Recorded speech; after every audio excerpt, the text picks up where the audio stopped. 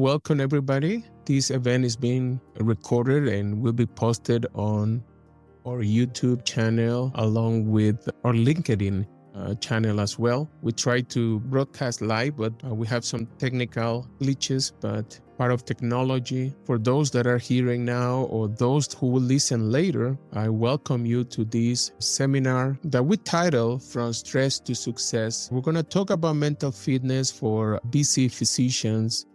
Let me tell you a little bit about today's webinar. I'm going to be sharing some of or part of my journey as a physician, an entrepreneur, real estate investor, and also now certified physician, life coach, and positive intelligent coach. I founded A Doctor's Journey. That's the platform that offer coaching services for physicians that are struggling with burnout, that are looking at a career pivot or transition, and who also are interested in connect with healthcare startups. I truly believe that through innovation is how we're going to get through this pandemic of burnout that most physicians unfortunately suffer from to different degrees.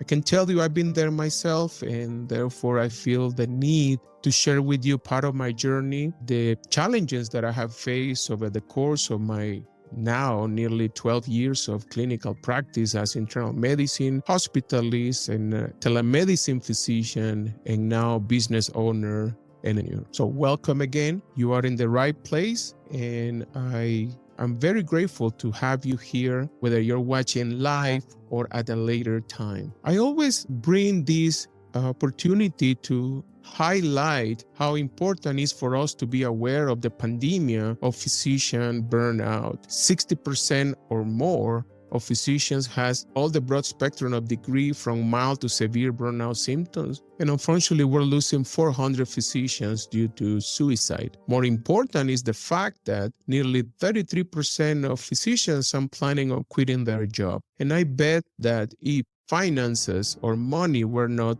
the problem, I bet this percentage probably is higher than that. 50% of them want to go part-time. And the question I always ask is why we only try to course correct or change after a traumatic or extreme event. And today I bring the invitation to all of you to reflect on these questions. And if you're struggling with burnout or you are looking at improve your medical practice, look at opportunities inside and also outside of medicine. Just take this an opportunity to reflect and open your eyes what is out there. For those that are entertaining entrepreneurship as I have, I also need to share that the evidence is strong that burnout is also very high among entrepreneurs.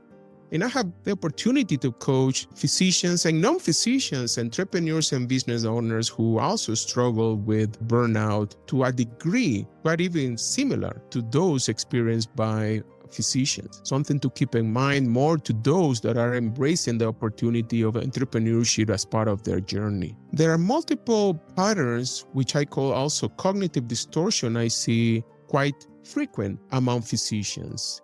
We are so rooted into our physician persona that feel challenged for us to get out there and explore what other opportunities we might come across. We are rooted into our W-2 income, and we have money scarcity. We are high earners, but not rich yet. This is a powerful concept from Seligman exercises about the learned helplessness. And so a lot of physicians are just defeated and hopeless, and they feel there are not any hope for them to get better. That gets them to a point of victimhood. And those are the things that I try to battle with my coaching clients. And with my network, I empower physicians to make decisions toward their life for personal growth, but also professional improvement. The so-called arrival fallacy, a lot of physicians feel like when they reach to this next step, that next milestone will bring them fulfillment and content. But unfortunately, that never happens. I've been there myself. When I was in leadership and corporate, each milestone I was crossing, I was expecting to get better and get over my burnout symptoms that unfortunately they were getting each time.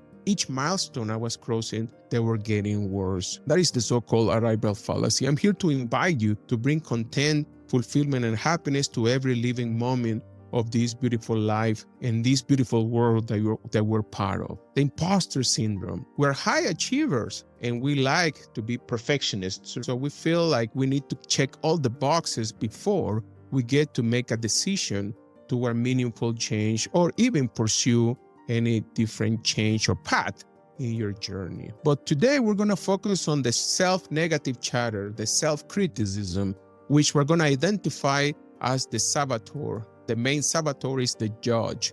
That's one of the concepts I'm planning on sharing with you today as part of my training as a positive intelligent coach. I want to present to you with this idea of growth is getting out of your comforts, being uncomfortable is a path towards growth, but inaction leads to stagnation. And if you're moving forward, probably you're moving backward. So what is the cost of not doing nothing if you don't want to pursue any meaningful change on your life?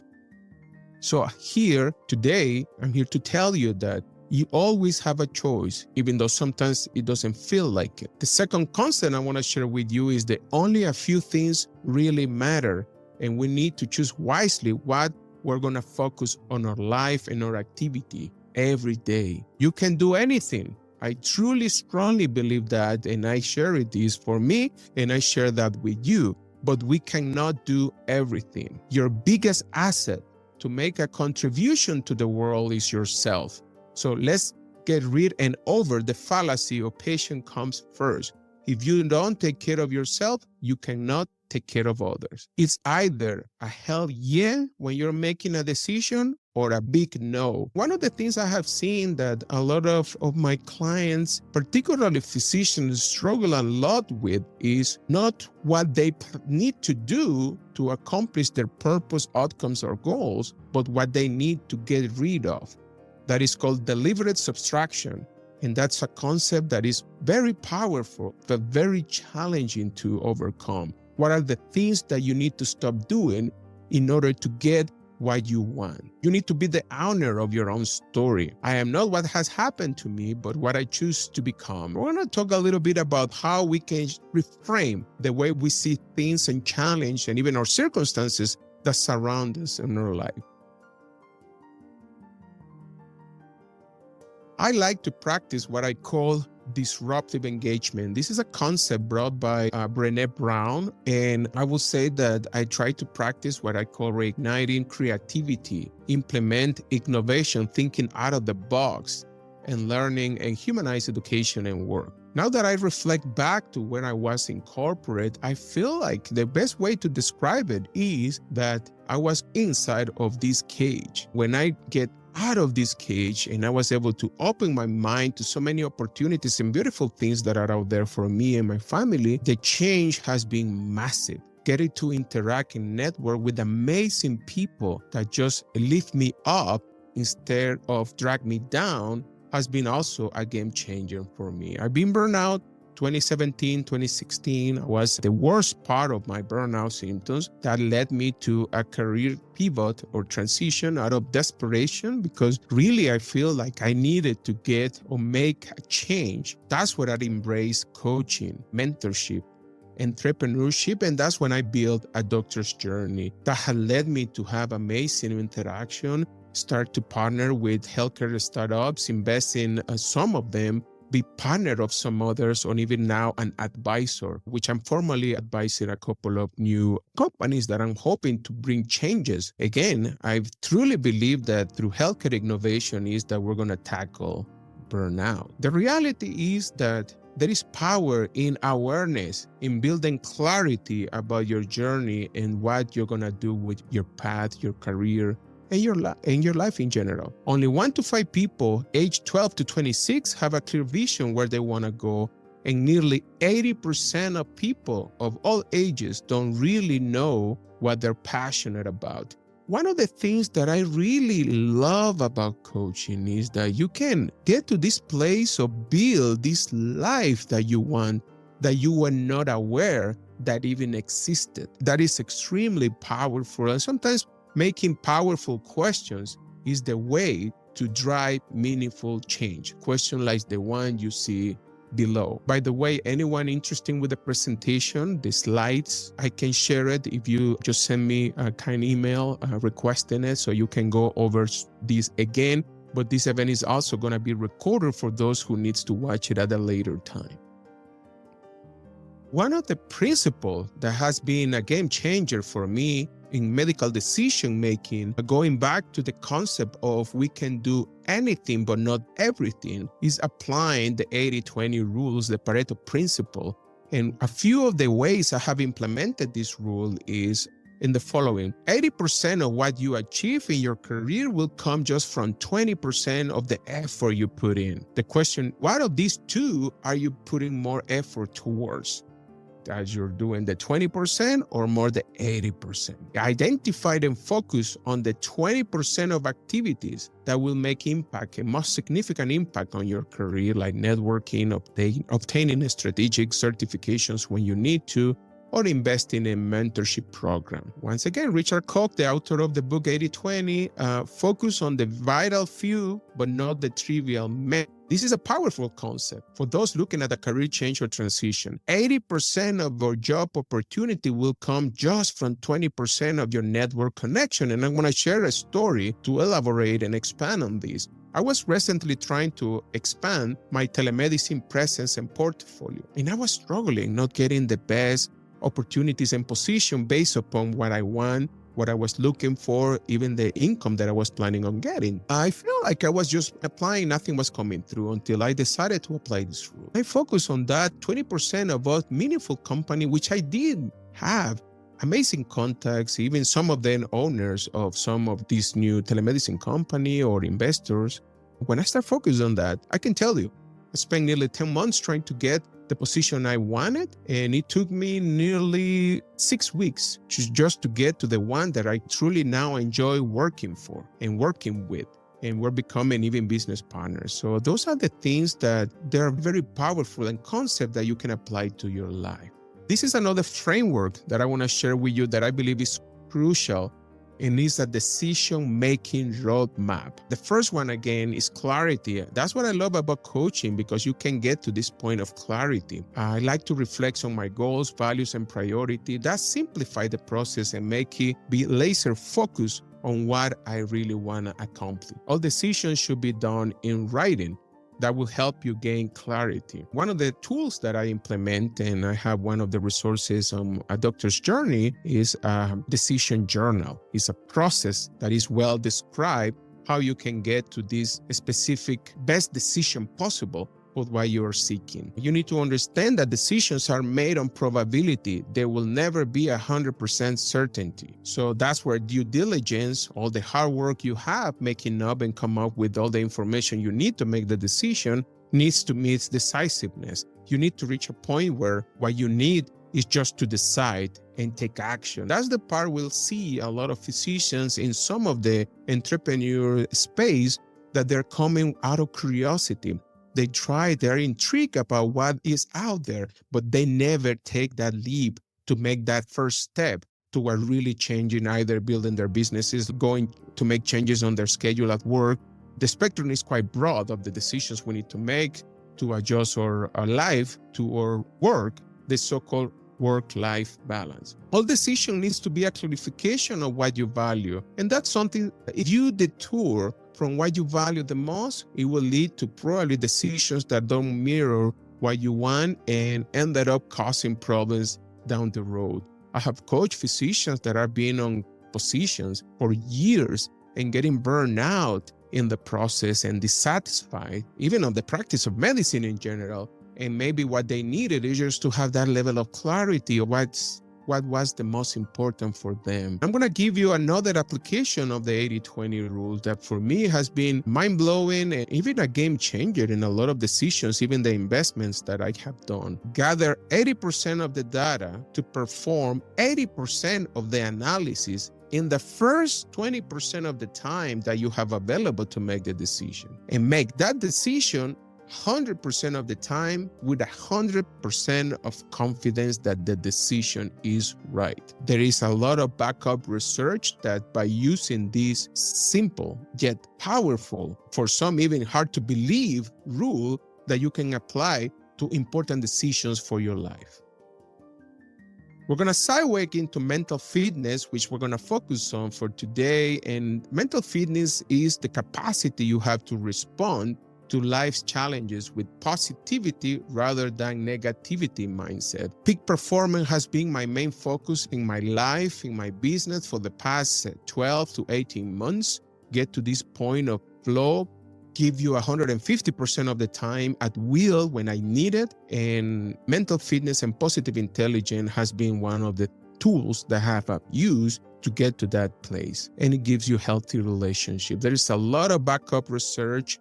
What I love about this research is that it implies executive and professional decisions, but also in parenting and peak performer athletes. So those are the areas that raised my curiosity. And when I saw that much backup research, it became a very passion of mine to learn more about what positive intelligence can do to me, my life, and my family.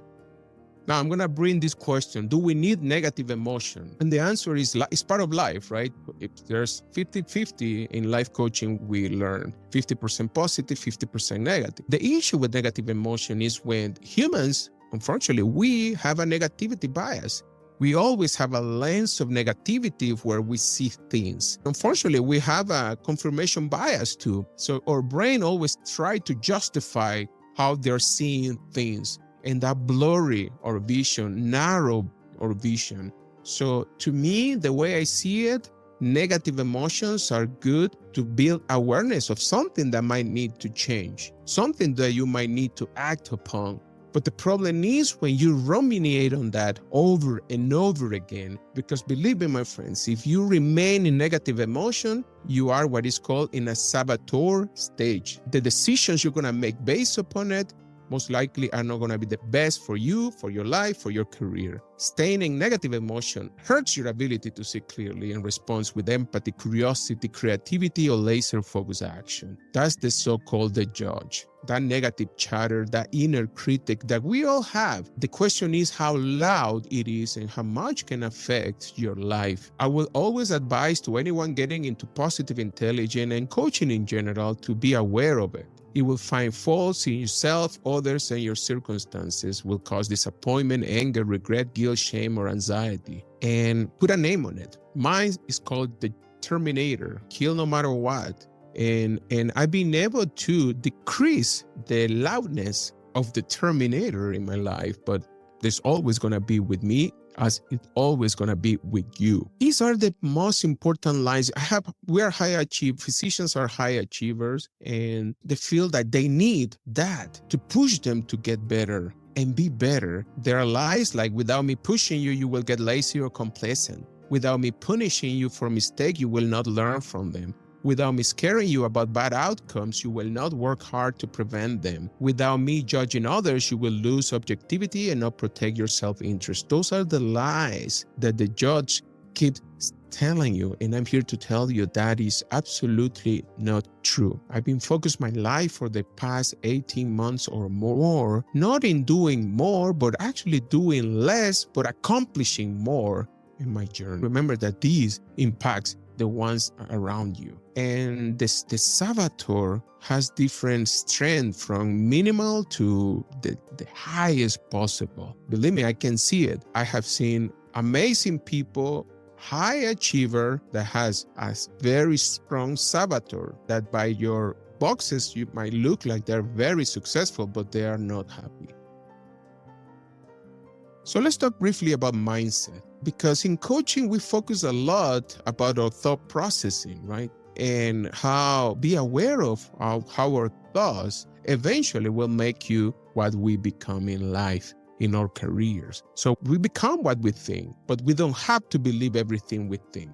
Again, we see how humanity has a negativity bias and a confirmation bias, and we need to be mindful and aware of it. When it's affecting your life and your profession, that's when it becomes a problem, and it blurs your vision to an extent that you don't make the best decision for you. Recurrent thoughts will eventually become belief, and going back to learn helplessness, you truly believe there's nothing, that you don't have choices, there's not much you can do to change what's happening around you. Believe me, there's always a choice. You always have a choice. Going back to the part of negativity, positive intelligence, and saboteur and judge, we need to be mindful of the fact that we need emotions. Unfortunately, you can numb them as much as you want, buffering in distractions, social media, and so on and so forth, but it's impossible to make a decision without emotion. We just use logic to reason ourselves toward the decision, but the actual decision is governed by my emotions. So learning about our emotional state becomes crucial for us to understand what is the best way to drive meaningful change to our life and personal growth. This is said by Ray Dalio. The biggest threat to a good decision is not knowing actually what to do, but making it in the context of a harmful emotion. So let's do this simple exercise that I use with some of my coaching clients. In fact, we do it in a more extended way, but this is a very simple way to build awareness, positivity, to be grateful, but at the same time to be setting meaningful goals toward what you want to do. I will ask you to list 3 things that you want, but you already have. And I will ask you to write 3 things that you want, but you don't have yet. So you will spend some time doing this exercise. You can do it at your leisure, but the yet has been a powerful tool for me. I used to say a lot of, I cannot do this yet. I don't know this yet. I cannot build this platform yet. I'm learning, I'm curious, and I'm growing. Be mindful of the language you use. There are ways you can build more your inner wisdom and turn down your inner critic, meaning turn down your saboteur or the judge and turn up the sage. You need to weaken your saboteur, strengthen your PQ brain. That's neuroanatomy. Even there are areas of your brain that will be activated when you're in a negative versus a positive mood, and you can strengthen your sage. We want to grow those muscles, but more important, we want to have them ready when you're going through challenging times. That's when becomes things more interesting, because in time of challenge is when you put to the test all the training that you are doing. Those are 9 different types of judge. You can do the PQ assessment, which is part of the tools and resources we have available at A Doctor's Journey, and some of you have received by email, and you will have a report like the one at the right. We have an amazing resource that you can get where you can analyze what are the top 3 or 4 saboteurs, and those be mindful of who they are, what they do, and how you can overcome them. It could be mind-blowing and game changer for most. The saboteur will motivate you through negative emotion, where the sage will do it through positive emotion. Saboteur, fear, stress, anger, guilt, shame, insecurity. Sage, empathy, curiosity, creativity, passion, and purpose. Once again, going back to anatomy, neuroanatomy, there are different areas of the brain tagged to each of them. Saboteur mode, negativity, brainstem, limbic system, parts of the left brain, where sage, middle prefrontal cortex, empathy, circuitry, and even parts of the right brain. Going back to what I was mentioning, a lot of hyperachievers, more in corporate, they have high saboteur score levels. And even though they might generate success, it will never generate happiness. That's something that is important to understand. The sage will give you the highest success, but also sustain happiness. The sage, which is your inner wisdom instead of your inner critic, lives in regions of your brain associated with positive emotions, with peace and calm, clear-headed focus, creativity, and able to see the big picture for your life. The sage perspective is that every outcome or circumstance can turn into a gift and opportunity for you and for your life. I know it sounds challenging because we all have been going through different phases. Life is in seasons, right? And there are a lot of us that have struggled with hardship that we feel like, how can I learn from this? How can I feel contentment on it? But believe me, when you get so deep into the sage perspective, there's always a lesson that you can learn. There is always an opportunity for growth that you can have for each of the challenge, no matter what the challenging is.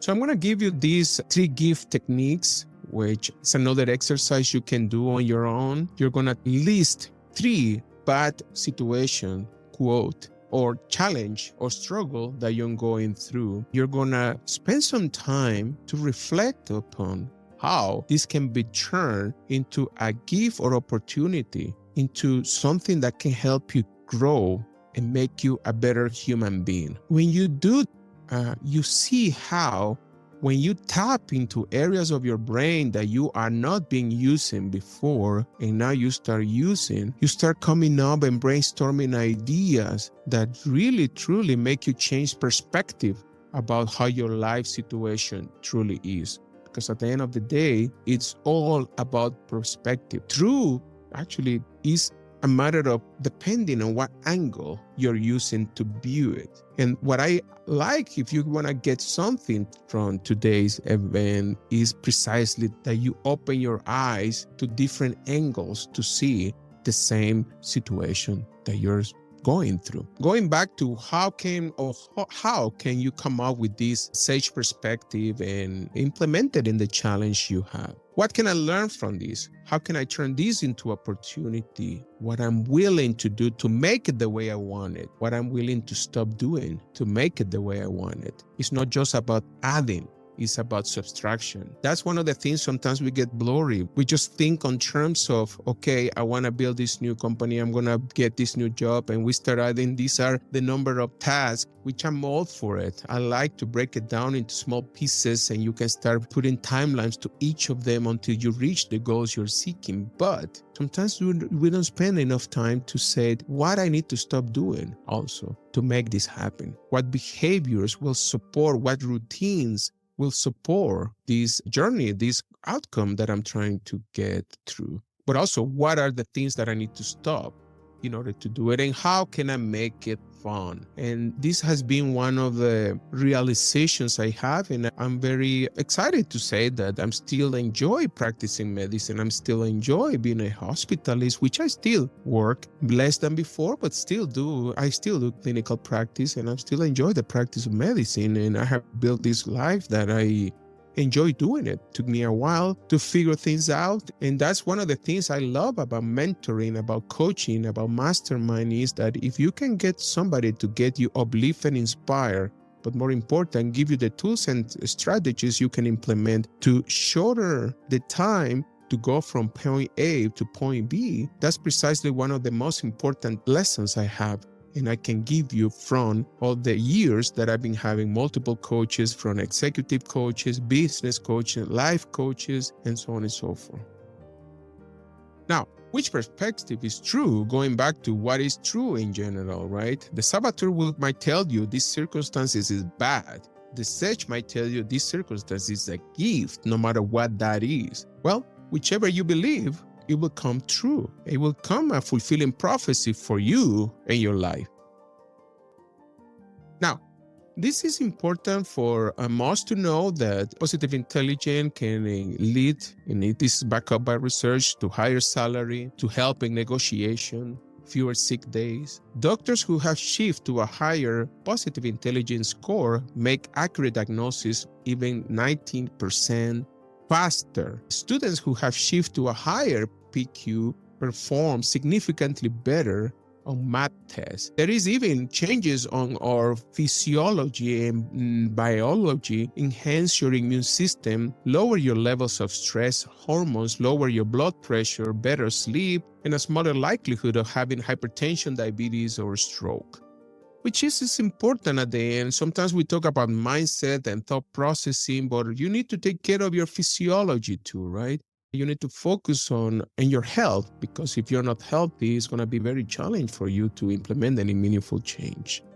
What I like about positive intelligence is a very simple operating system that works on anyone. If you're feeling negative emotions that are consistent, persistent for you, you need to stop because you're in saboteur mode. You do some exercise to quiet the saboteur and activate your sage. What I love about the positive intelligence framework is that we do it through an app. So therefore you have that opportunity to do those exercises on your own every day and build that sage muscle that is going to be building that inner wisdom and turning down these saboteur to whispered levels.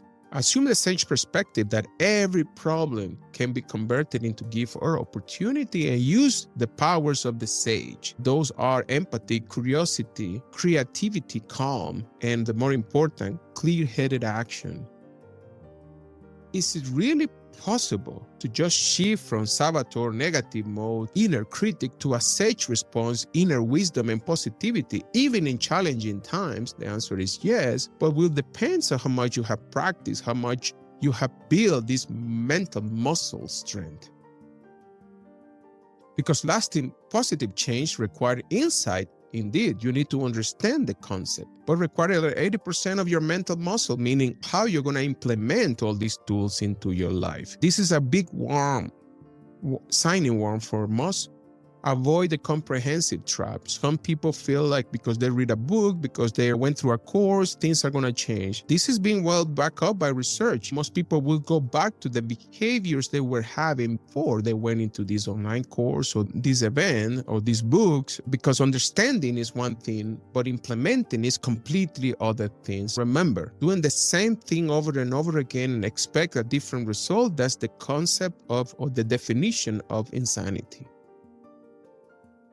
Once again, success requires intense initial practice, and what we usually suggest is around 15 minutes daily for about 6 to 8 weeks to start building that positive sage muscle.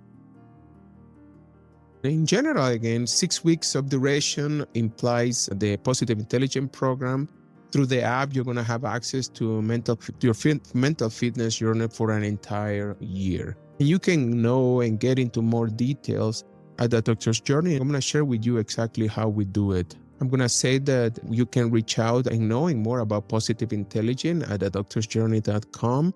When you go to coaching programs, there is a tab for positive intelligence. We can guide you to all the process, how to download the app, how to get the positive intelligence book, and how to start doing the implementation of it. We do a little bit of a small group accountability meetups so we can hold ourselves accountable for the practice and how we're experiencing all the changes through all this journey. We offer subscriptions to the Positive Intelligence program at the Doctor's Journey, where I also have my own standalone coaching program called Revitalize MD. That's my one-to-one program. But once again, we also offer the Positive Intelligence coaching program that once again is about building your sage muscle and turning down your saboteurs through a series of exercises that you can learn to implement into your life very easily and simple.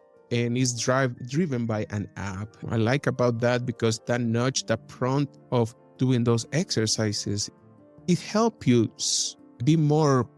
increase your chances of really go through a meaningful change as you do it. Remember, once again, beliefs are based upon our recurrent thoughts. One of the things that sometimes we fail to acknowledge is not just about what are the steps or the task that you need to implement in order to reach your goals. But sometimes I like to reframe it in a way like, what are the behaviors or routine that you need to start doing or stop doing in order to get you to where you want to be? There is always opportunity for growth, no matter where you are on your career, on your life, whatever the journey has taken you. I'm all for constant growth, and that is called the infinitive game, right? So you keep changing the rules of the game, so you keep growing and growing. Always there's something new we can learn. One of the things that amazes me about the world that we're living at is that even though we might have some skill gaps, you can easily fill that gap with courses, with coaching. Remember, you're going to be the average of the 3 or 5 people that you might connect and relate and spend time with. So relationships are crucial. And this is another topic that at times becomes challenging to talk about. It's not just a matter of what relationship you need to build in order to experience this meaningful change that you're seeking, but which one you need to get rid of. Because Believe me, energy drainers, as I call some of this connection, when we are talking about family, it becomes more challenging even, but sometimes it's necessary if you really want to change. This is from the book Tiny Habits. Behaviors happens when motivation, your abilities, and a prompt, something reminding you to do it, converge at the same time. I'm going to share with you, this is from Dan Sullivan and Benjamin Hardy, the 4 freedoms that we should be striving for: time, money, relationship, and purpose. But the 4 C's that can get you to get to those 4 freedoms are your capabilities, your knowledge, your ability, your confidence. By confidence, I want to break it down in 2. One thing is most physicians are fairly confident about their skill set. We're good at our craft. We spend so much time through training to take care of patients, and you're really good at what we do. But what we lack at times is self-confidence. When we talk about change, we're talking not only about what you know, who you are, but who you can become, and believe that you can be that person. That is where the things becomes more challenging for some. That's what you're here for, listening to this message, and just the fact that you're here brings me a lot of grace and gratitude. But you need to have the courage to make decisions. Finally, you need to be committed to it. And when you get to these last 2 is when things becomes more challenging. Going back to see a lot of physicians that they know that they need to make a change, but they never take actions toward it. That's what I'm here for, to inspire you. I'm going to leave you with a couple of tools that I think that might be extremely useful for you. This is another very simple tool you are going to find. Upon having some mindfulness experience, take your time, do a thought download, do some meditation, and define what is a 1-year outcome. Listen, I'm not using the word goal, but outcome. I love to see it that way. Every day, for the next 66 days, you're going to just in a piece of paper, digital journey, whatever is available to you, you're going to write 3 actions that you did today that get you closer to that outcome. Then you're going to write 3 things that you're grateful for this day. Then you're going to write 3 wins, even if it's a minimal win for the day, that make you closer to your outcome. That usually help you keep the momentum, keep you inspired towards what you want to do. 1-year outcome, 66 days of digital or standard pen and paper journaling, answering these 3 questions. I call it the 3 rules of 3, and you will see the massive change that you can acquire. Remember, being grateful is crucial. Be grateful of everything that have happened to us, have helped us grow, improve, and even overcoming the challenge. You usually change for good and better. It just depends on you. This is my invitation for today. Cultivate your authenticity. Let go of what people think.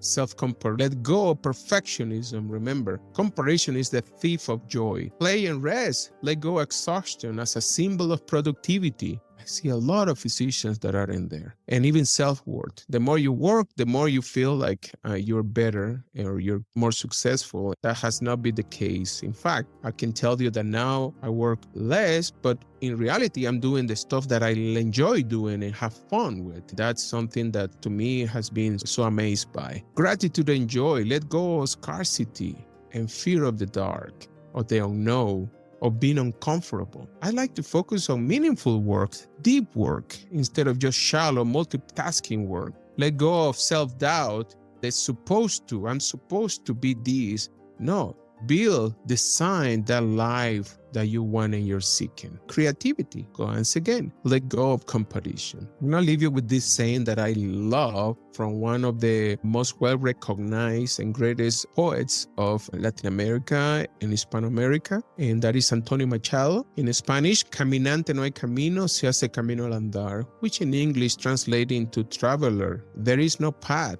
The path must be forged as you walk.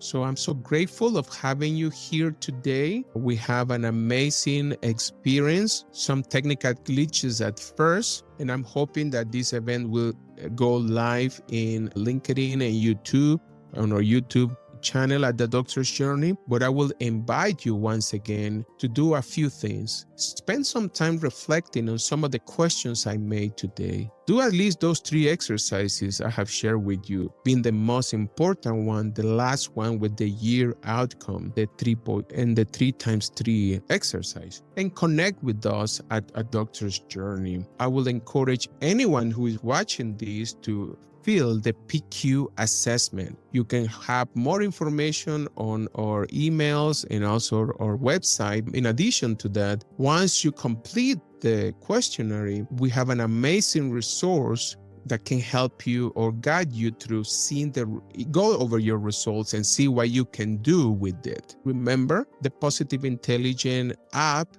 for me has been very insightful, and it has helped me change a lot of behaviors that I needed to adjust, things that I need to add, and even more important, things that I needed to remove in order to design the life that I enjoy living. And A Doctor's Journey, again, is a platform that helps connect physicians. We have a coaching program. We have a reading blog. We have also a YouTube podcast that soon will be going live in Apple Podcasts as well. I'm gonna spend also a little bit of opportunity to share with you some more of the events that we're working towards. In May, we're gonna have also an interesting event which I'm going to be partnering with another amazing physician influencer who has an amazing blog. And we're going to talk together. We're going to go over the topic of contract negotiation for those that are going through changes. And I would say to anyone in medicine in general, go about what the clauses are important for you to go over, what the things that you need to highlight and focus on when you're going through a contract. To me, I think it's extremely important. So I am very grateful for all those that have attended